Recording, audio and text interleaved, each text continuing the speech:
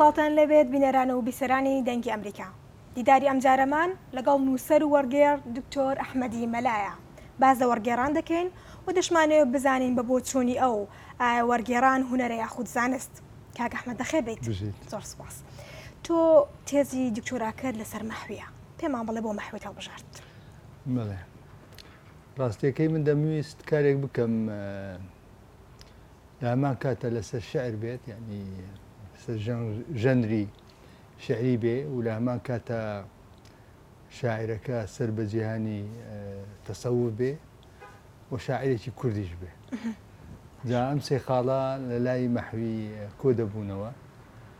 بۆیە بە باشم زانی کارەکەم لەسەرەوە بێ. باشە، ئەو گیر و گرفتانە چی بوون کاتنە سەر ڕێگات لە ڕێگای وەرگێڕانی شعرەکانی مەحوی و بۆ سەر زمانی دیکە؟ ڕاستیەکەی تەرجەمەکردنی شعری حوزرەی ئێمە بۆ زمانەکانی دنیا گرفتێکی زۆر لە بەرامبەر وەرگێر دروست دەکات. دەبێت لە دەستەواژە نەبگەین کە سربەجیانی تەسەوفن، دەبێت لە دنیای عرفان تێبگەین و بزانین بەرامبەرەکەی لە زمانی فەڕەنسی، چونکە من تەرجمەی زمانی فەڕەنسیم کرد، چۆن بتوانین هەمان واتە یا نزیکترین واتە لە زمانی فەڕەنسی بدۆزینەوە. بۆ ئەمەش پەنام بردە بەر کۆمەڵی خوێندنەوە بە زمانی فەڕەنسی، واروە ئەو فەرهەنگانی کەەوە لە زمانی فەڕەنسی فارسی هەن سوودم لێیان بینی و هەوڵیشمدا تا ڕادەیەکی زۆر ئازادانە تەرجەمەی بکەم بۆی بتوانم واتاکان بگوازمەوە بۆ زمانی فەڕەنسی، پشت بە شکلە شعرەکان نەبەستم کە یاسا و ڕێسای خۆی هەیە، ئەویش تەرجەمەکردنی یا وەرگێڕانی ئەمانە بۆ زمانەکانی تر لە ئاستی شکلدا گیر و گرفتێکی زۆر پیا دەکان بۆ وەرگێر کە دەبێت واتاکان بکەینە قوربانی. بۆیە من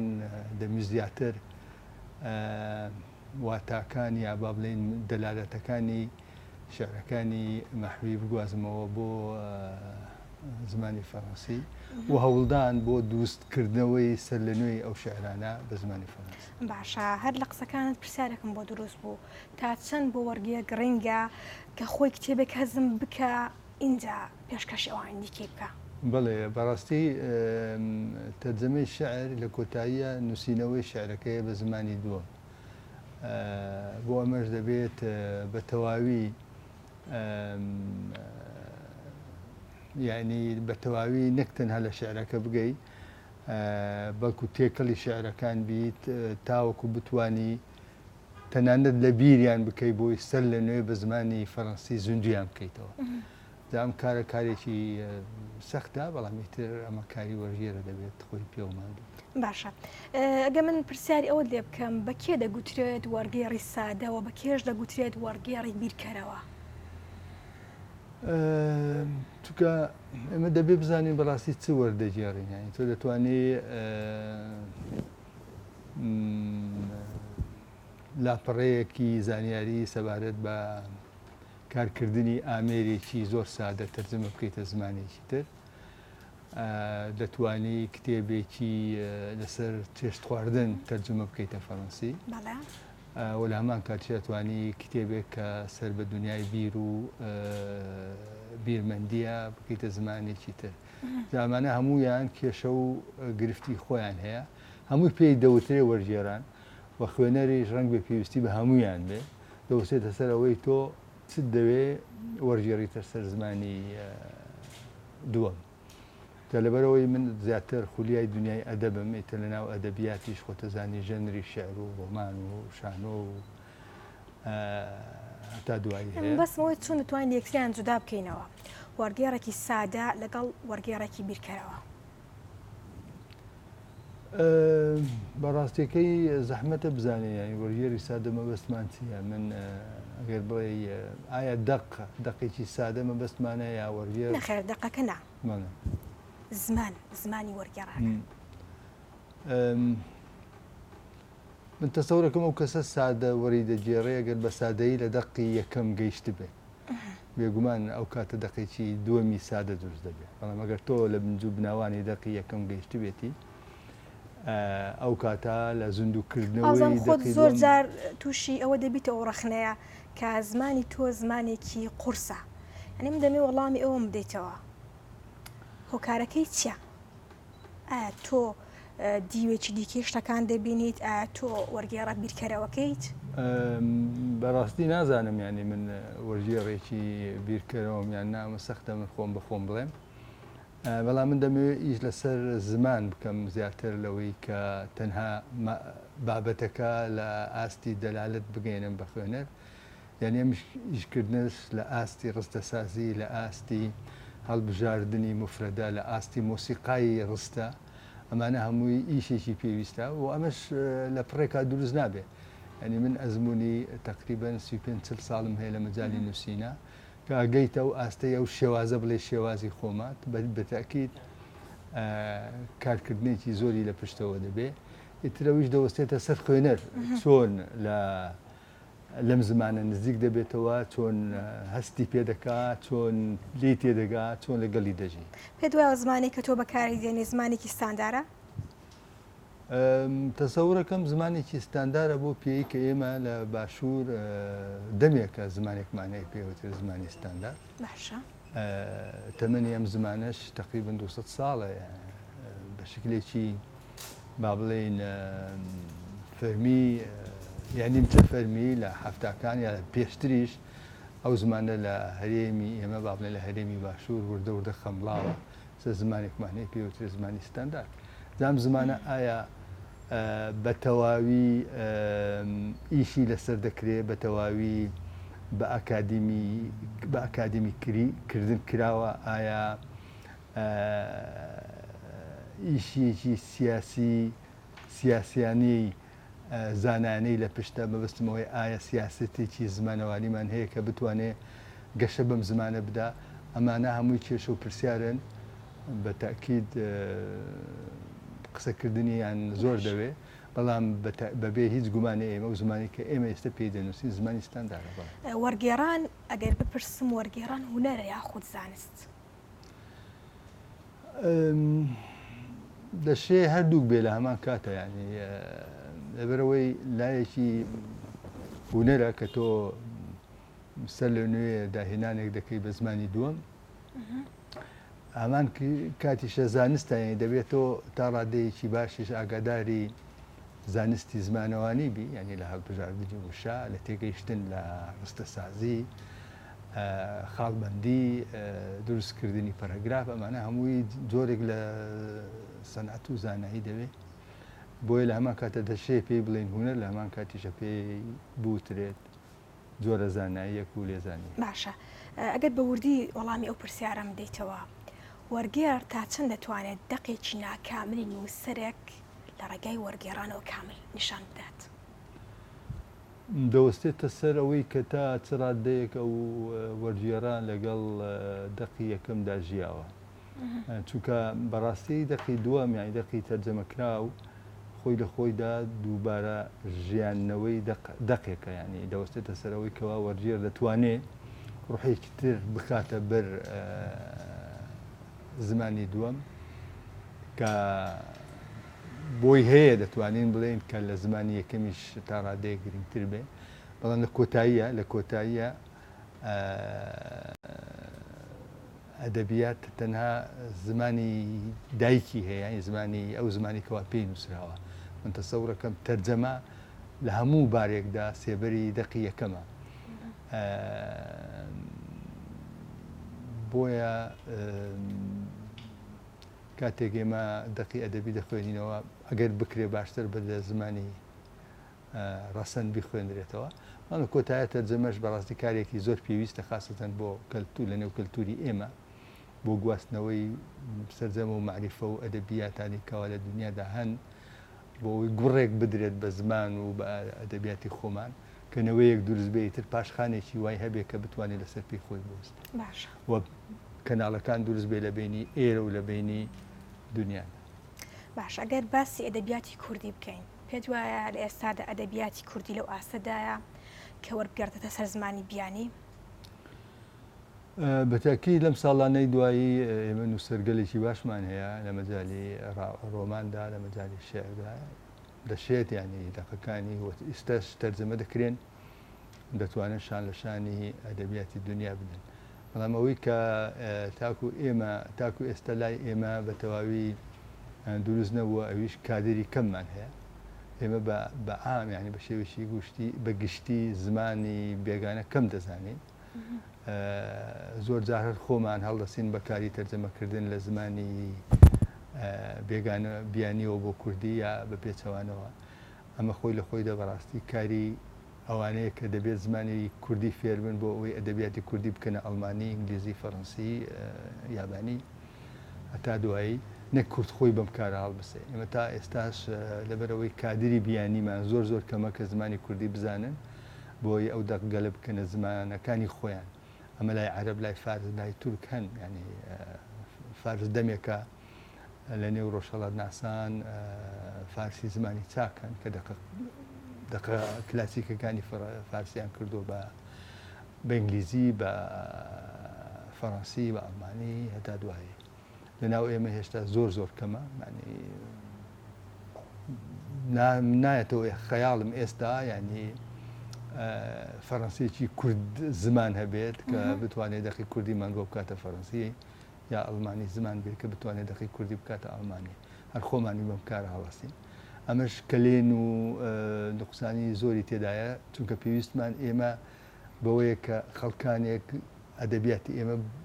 وەرجێر لەسەر زمانی دایکی خۆیان چونکە سەلیقە و زاڵبوونیان بەسەر زمانەکە زیاتر لەوەی کوردێکە فێری ئەڵمانی بێ یا کوردێک فێری فەڕەنسی بێ سەرڕای ئەوەی ئەو کەسانی کە فێری ئەو زمانانە دەبن زۆر جار خۆڕسکانەیە زۆر ئەکادیمی نییە زۆر جار مۆتیڤاسیۆنی شخصیە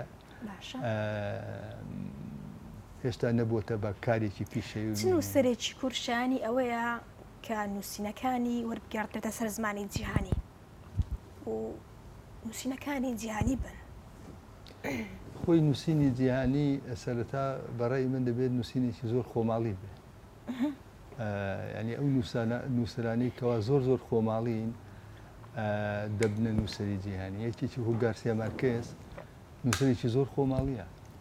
ینی لە کەلتوری لە ئەفسانەکانی لە ئاین و ناوی شخصیاتەکان و لە ژینگە کۆمەڵایەتێکی و لە ژینگەی وڵاتی خۆی هەڵساوە و کارانی ئەنجام داوە بەڵام ڕوحێکی جیهانی پێبەخشیوە ڕەهەندێکی فراوانی پێبەخشیوە وای لێ کردووە کە ئەو کارانە نەک تەنها بەس بە خۆماڵی بمینێنەوە بەڵکو پەلوپۆ بەهاون بۆ سەرجەم لە کووردا من باسی کوردم کرد چ نووسەرێکی کورد شانی ئەوەیە وەڵا زۆربەیان نمونەی چێ بڵێم ئەو بەختیار عەلی تەرجمەی زمانەکانی دنیا دەکرێت چی ترمان هەیە تر شاعرانی شێرکۆبێکەس تەرجمە کراوە من هەندێک ئیشم کردو لەسەر شێعرەکانی شێرکۆبێکەس تەڵعەت تاهیر شایەنێتی پەشێوی شایەنێتی زۆربەی زۆری شاعران شایەنن بەڵامی تر دەوەستێتە سەر ئەو هەڵبژاردانەی کەوا شاعر متەرجم دەبێ هەڵی بژێری بۆ ئەوەی تەرجمە بکرێ چونکە هەندێ دەقی خۆماڵی هەیە لە ناو خۆماڵیەت ماوەتەوە لەبەر چی لە ناو خۆماڵیەت ماوەتەوە لەبەرەوەی لە ناو سیاق و کۆنتێکستێکی زۆر داخراودا ئەو دەقە بەرهەماتوە دەلالەتەکانی واتاکانی یا بڵێن سەرجەم پشتەوەی دەقەکە کوردستان تێناپەڕێنێ لەبەرەوە تەرجەمەکردنی بۆ زمانێکی دیکە ئەنی من لە قسەکانی تۆ ئەو پرسیارم لا دروست بوو شوێن بۆ نمونە گەڕەکێکی هەولێر کاتێک لە نێو ڕۆمانەکەی خۆتا باسی دەکەیت لە شێوەیەک باسی دەکەیت ئەمە دەبێتە ڕێگر بۆی کە تەرجمەی زمانێکی دیکە بکرێت بۆ نمونە خوێنەرە بیانێکە بە هیچ شێوەیەک کۆڵانێکی وای نەبینی بوو نەخێت تۆ توانی لە گوندێکی کوردی زۆر دوورە پەرێز و لاتەریک بکەیتە ساحەی ئەو دیمەنانە و ئەو ڕووداوانی کەوا ڕۆمانێکی تیا دروست دەکەی کەواتە شوێن نابێتە ڕێگر نەخێر ناهێنانی شوێن زمان کەسایەتی نە کەسایەتی نە ئاین نە ئەفسانەکان ئەمانە بە هیچ من تەسەورەکەم ڕێگر ئەوەیە کە دەقەکان لە ناو خۆیان نوشتا بێتنەوەتەوە ناو خۆیان ینی ئاماژەکان ئاماژەی زۆر کورتخایەن بن شخصیەتەکان شخصیاتی زیاد لە پێویست خۆیی بن بۆ نمونە بابەتی ژن کوشتن ژن کوشتن لەسەر شەرەف بۆ بیانیەک ئەمە شۆک نییە شۆکە بەڵام دەوسێتە سەر ئەوەی چۆن دەینووسیتەوە ینی لە ئەدەب لە سەر جەمی ئەدەبیات ئەوەی گرینگە ئەوە گرنگ نییە تۆ چی دەڵێ گرنگەوەی تو چۆن دەیڵێ ینی مەبەستم ئەوەیە کە دەتوانێت تەنانەت خەتەنەی مناڵێکیش بکەیتە ڕۆمانێک کوشتنی ژنێک لەسەر شەرەف بکەیتە ڕۆمانێک ڕاکردنی ئینسانێک بەناو ئەو شاخوداخەیە بۆ ئەوەی سەری خۆی هەڵگرێت و ڕزگاری بێ بکەیتە مەبەستم ئەوەیە هەموو بابەتێک دەکرێت ببێتە تێگەشتم بابەتێکی هوەری و ئەدەبی باشە کتێب بیوا هەن کە بە زمانی فەڕەنسی کتێبێکی بچکۆلەیە یان بە زمانی ئینگلیزی کتێبێکی بچکۆلەیە کاتێک وەردەگەردێتە سەر زمانی کوردی دەبێتە کتێبێکی گەورە قەبارە گەورە پێ دوایە وەرگێڕی کورد درێژدادەڕی لە کاتێک شتێک وەردەگەێتە سەر زمانی کوردی درێژدادەڕی بۆ دەکات یان زمانی کوردی خۆی شێوازەکەی وایە خۆی زمانی کوردی بە تەسەوری من هێشتا ئەو زمانە نییە کە بە تەواوی ئیشی لەسەر کرابێ لە کایە جوداوازەکانە لە بواری سۆسیۆلۆژی لە بواری دەروونناسی لە بواری ئابووری لە بواری دارایی لە بواری تەنانە تەکنۆلۆژیایی هاوچەرخیشدا هێشتا ئێمە نەمانتوانیەوە زاراوەکان شوێنی خۆیان بگرنەوە بۆ تەرجەمەکردنی زاراوەیەک هەندێک جار نووسەر پەناباتە بەر لێکدانەوە و شەرحکردن بۆیە دەقەکە فراوانتر دەبێت بەڵام ئەگەر بێت و ئێمە زاراوەیەکمان هەبێ پڕ بە پێستی زاراوەی زمانی یەکەم بێ ئەو کاتە دەق وەکو خۆی دەبینێتەوە کەم تا زۆر هەندێ لاپەڕێ دوو لاپەڕەیە دە لە پەڕەکەمتر بێ زیاتر بێ ئەمە گرفت دروست ناکە بەڵام ئەگەر بێت و تۆ سەرجەم شتەکان بە لێکدانەوەی خۆت لەسەر بنەمایەوەی کەوا تۆ شت وەردەگێری بیکەی ئەو کاتە بەتاکی زیان دەگەیەنێ بە دەقەکان بەڕاستی ئێمە گرفتمان هەیە لە ڕووی زاراوەکانەوە لەبەرەوەی ئاکادیمیای کوردی تاکو ئێستا نەیتوانیوە با بڵێن فەرهەنگێکی وامان هەبێت کە بتوانێت سەرجەمە و زاراوانە لە خۆی بگرێ نەکە لە خۆی بگرێ بەڵکو بیسەپێنێ بە شکلێکی یاسایی بیسەپێنێ بەسەر دام و دەستگا پەروەردەییەکانە بەسەر دەستگاکانی چاپەمەنیە بەسەر میدیا ماس میدیا ئیلە ئاخری بۆیە ئەمانە گرفتن لە بواری زمانی کوردیدا بەڵام پێویستی بە ئیشکردن و پێویستی بە ماندووبوون ئەمە هەیە ئەگەر سێ خاڵدا بنیت بۆ بوون بە وەرگێڕ کێ مافی ئەوەی هەیە بێت بە وەرگێڕ سێ خاڵمان بۆ دابنێ بەڕاستی سەرەتا هەموو کەسە ئەتوانێت بێتە وەرگێڕ یەکەم شت ئەوەیە کە ئەو دوو زمانە بەباشی بزانێت کە تەرجمەی لەسەر دەکات زمانی تەنها ئەو دوو زمانە یا زمان دیکەش بەتاکی زمانی زیاتر بزانێ باشترە بەڵام زمانی دەقە ئەسلەکەم بەست زمانی دەقە ئەسلەکە بزانێت ئەو زمانەش باش بزانێت کە تەرجمەی بۆ دەکات وای خولیابوون و ماندووبوون و گەڕانیش بەتاکیت کاریگەری خۆیان هەیە باشە ئەگەر باسی ئەو بکەین بۆ نمونە وەرگێڕان لە هەرێمی کوردستاندا وای لاتۆ کۆمەڵێک وەرگێڕی زۆر پەیدا ببن ئەمە کێشە نییە ئێمە لە کوردستانی ینی با بڵێن لە هەرێمی باشووردا جۆرە پاشەگەردانیەک بەدی دەکرێت لە هەموو بوارەکان زان پاشەگەردانیە دەبێت بنیشێتەوە و دەبێت چوارچێوە ڕێژ بکرێت و ئەمیش بە یاسا و ڕێسای تایبەتی خۆی نەکتەنها لە تەرجەمەیە ئێمە تووشی ئەم حاڵەتە دەبین بەڵکو لە لێخوڕینی ئۆتۆمبیلەکان لە پەڕینەوە لە جادەکان لە دروستکردنی خان و بەرەیەکی بێ سەروبەر لە ئەو قەڵەباغەی کە دروست بوو ئەمانە هەمووی هێشتا دەتوانین بڵێن کوردستانی ئێمە بە تەواوی شکلی وەرنەگرتووە ئەمەش پێویستی بە کات هەیە و پێویستی بە دەسەڵاتێکی ئاقڵمەندانەیە کە بتوانێت یاسا بکاتە بربڕی پشتی ئەمە کۆمەلگایە و بەهێز بیسەپێنێ بەسەر هەرێمی کوردستاندا ئەو دەسەڵاتە هەیە ئەو دەسەڵاتە نییە ئێمە ئەو دەسەڵاتەمان نییە و ئەمەش وای کردووە کە ئەو جێرە شێویە لە هەموو بوارەکانە دەربکەوێتی لەو بوارانە لە بواری تەرجەمەیە.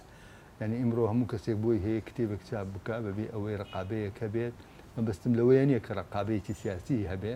بەڵکو ڕقابەیەک هەبێ لە مستەوای زانست و لە مستەوای ئەکادمی بۆی باش ئەو کەس ئەکادیمیانە هەن خۆی هەیە ئێمە لە کوردستان لە باشە کەسی ئەکادمی هەبن کە دەرنیشانیکەم بڵێ ئەم وەرگێڕانە وەرگێڕانی دروستە کادیرمان زۆرە لە هەموو بوارەکانە لە بواری ئەکادمیە لە بواری بەڕێوەبردنە لە بواری سیاستدا لە بواری کشت و کاڵدا لە هەموو بوارەکانە ئێمە کادری زۆر زار چاکمان هەیە بەس پرسیار ئەوەیە ئایا ئەو کادیرانە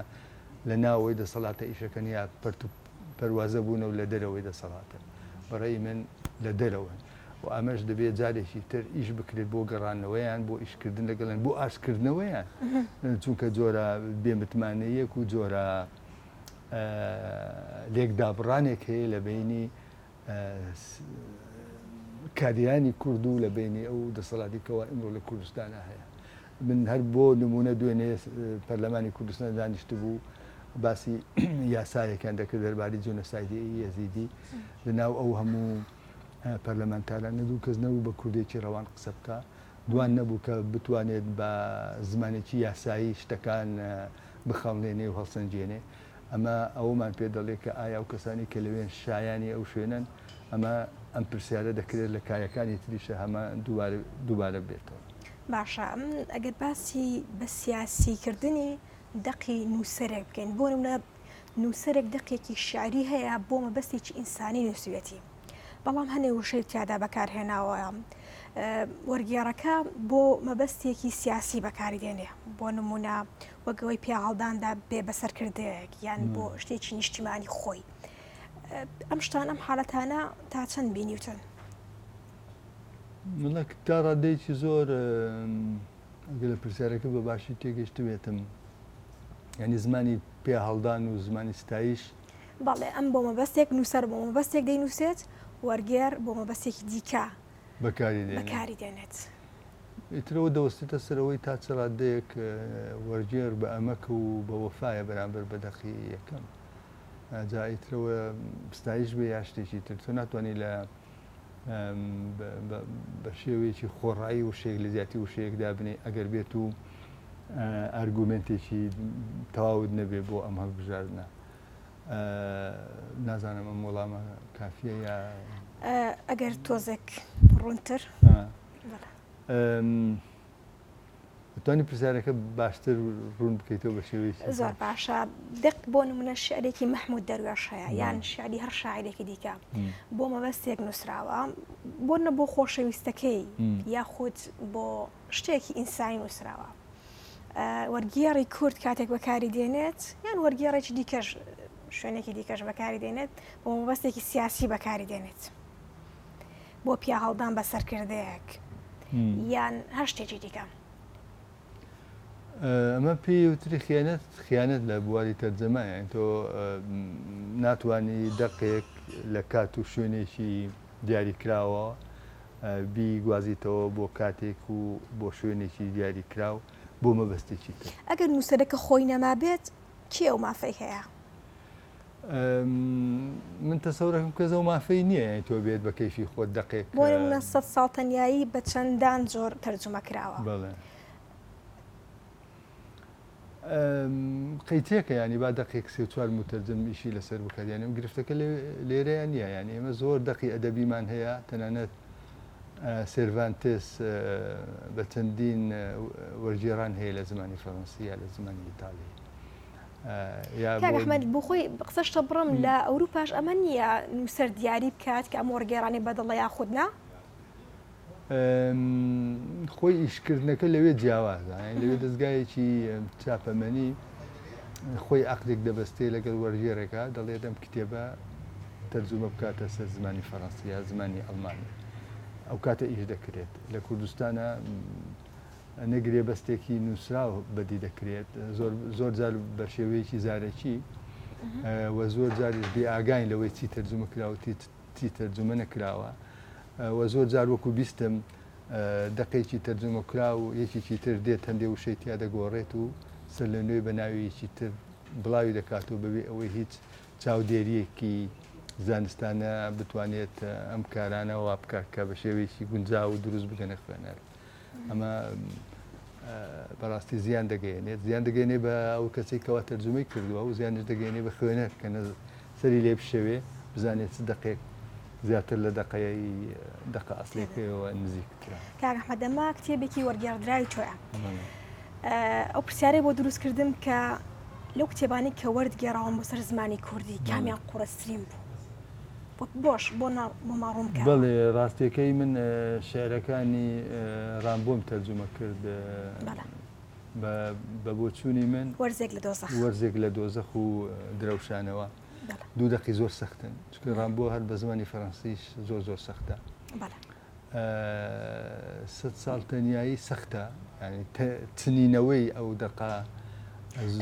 پێش تۆ تەرجمەکرا بۆ 100 ساڵ تەنیایی؟ بەڵێ وابزانم وەرگێرێکی ڕۆژهەڵات تەرجمەی کرد. ڕازی نەبووی لە وەرگێڕانەکەی؟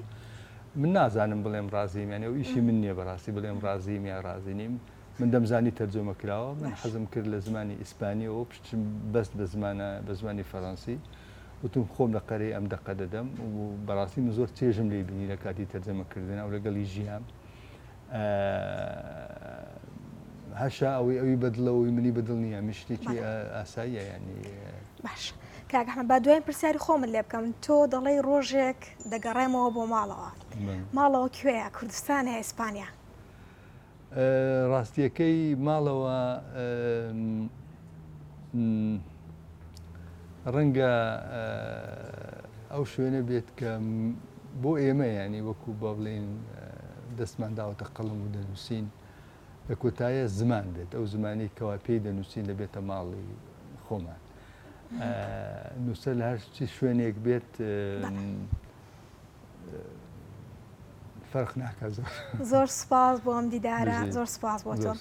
دیدارەکەمان کۆتایی پێهات کاتێکی خۆش بۆ هەموو لایەک. کاک ئەحمەد زۆر سوپاس.